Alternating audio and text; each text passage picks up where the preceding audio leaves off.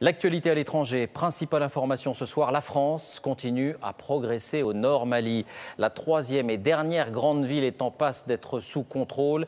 Il s'agit de Kidal qui compte quelques 25 000 habitants tout au nord du pays, à 200 km seulement de la frontière algérienne. L'aéroport a été pris, les troupes françaises sont maintenant bloquées par une tempête de sable. Sur la route de Kidal à Gao, on retrouve notre envoyé spécial Gérard Grisbeck.